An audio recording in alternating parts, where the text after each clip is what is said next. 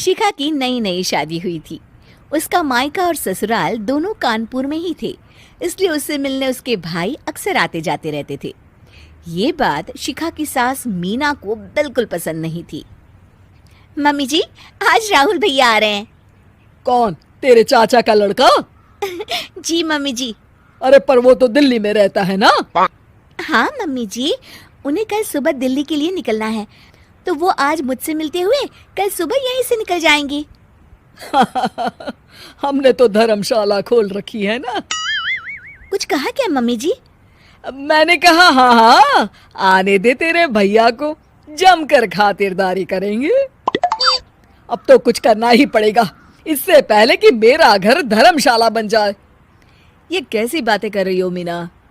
सच ही तो कह रही हूँ। अभी इसकी शादी को साल भर भी नहीं हुआ और आए दिन इसके घर वाले आ धमकते हैं। अरे तो क्या हुआ, वो इसी शहर में रहते हैं तो हाल चाल लेने आ जाते हैं। इस बार मैं उनका हाल और चाल दोनों ही बिगाड़ दूंगी। अब बहुत हो गया जी। अरे ये कैसी बातें कर रही हो, हे भगवान, बस आप तो देखते जाइए। शाम को राहुल आता है।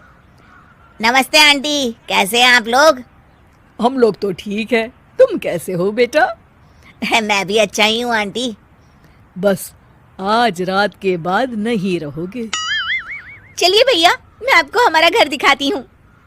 रात में खाने के टेबल पर शिखा, रोहित कहीं दिखाई नहीं दे रहा। जी भैया, वो ऑफिस के काम से बाहर गए हैं, कल शाम तक आएंगे। अच्छा अच्छा। बेटा, क्या तुम भूत प्रेत में मानते हो? नहीं नहीं आंटी जी, पर अचानक आपको ये ख्याल कहाँ से आ गया?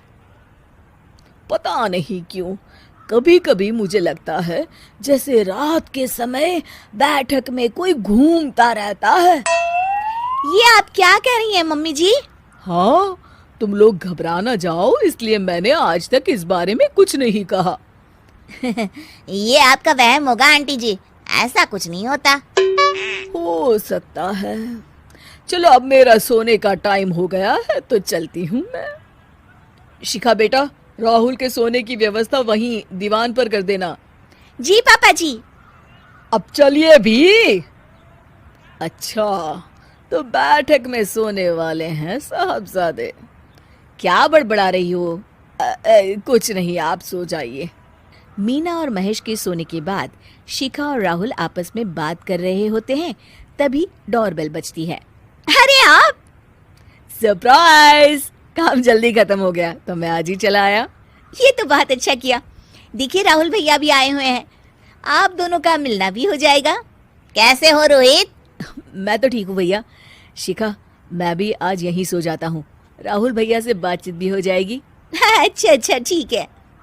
मीना आधी रात को उठती है, कंबल मुंह से पैर तक ओढ़ के डंडा लेके बैठक में आती है और देखती है दीवान पर चादर ओढ़े कोई लेटा हुआ है। देखो तो कैसे मजे से सो रहा है बहन के ससुराल में। मीना ताबड़तोड़ 4-5 डंडे मार देती है। अरे मर गया, अरे बचाओ बचाओ, कौन है? मीना जल्दी से अपने कमरे में भाग जाती है। हे भगवान, ये मैंने क्या किया? ये रोहित कहाँ से आ गया? लगता है ये नालायक राहुल मेहमानों वाले कमरे में सो गया होगा। आज तो इसकी खैर नहीं। उधर बैठक में, अरे क्या हुआ रोहित? मैं बाथरूम में था, तुम्हारे चिल्लाने की आवाज सुनी। पता है भैया, मैं सो रहा था, अचानक से कोई आकर मुझे डंडे मारने लगा। ये क्या कह रहे हो? लगता है तुम भी आंटी की तरह भूत प्रेत में मानते हो। नहीं नहीं भैया, सच में कोई आया था। मैं तो जा रहा हूँ मेहमानों वाले कमरे में सोने के लिए। इस समय अपने रूम में जाऊंगा तो शिखा की नींद खराब हो जाएगी। ठीक है भाई, जाओ तुम, जहाँ तुम्हारा भूत डंडा लेके ना आ सके। थोड़ी देर बाद मीना कंबल ओढ़ के डंडा लेकर मेहमानों वाले कमरे में पहुंच जाती है। वो बिस्तर पर सोए रोहित को फिर डंडों से मारने लगती है। अरे मर गया, अरे मर गया। तू भूत प्रेत में नहीं मानता ना? ये ले, अब डंडे खा। हैं? ये तो माँ की आवाज है। रोहित कंबल खींच देता है। बेटा तू! अरे ये क्या कर रही हो माँ? मार मार के मेरा भरता बना दिया आपने। दे मेरे लाल, मैंने तो तुझे ही मार मार के लाल कर दिया। मैं तो उस राहुल के बच्चे को सबक सिखाना चाहती थी। राहुल भैया को? हाँ बेटा, मुझे लगा अगर उसे डंडे मारूंगी तो शिखा के मायके वाले यहाँ आना छोड़ देंगे। हे भगवान, माँ, ये घर शिखा का भी है, उसके घर वाले जब चाहे आ सकते हैं। हाँ बेटा, आज मुझे भगवान का इशारा समझ में आ गया। मैं कितना गलत करने चली थी और अपने ही बेटे को चोट पहुंचा दी। अब चुपचाप जाके सो जाओ माँ, और किसी को कुछ बताने की जरूरत भी नहीं है। शिक्षा दूसरों का बुरा चाहने वालों के साथ भी बुरा ही होता है।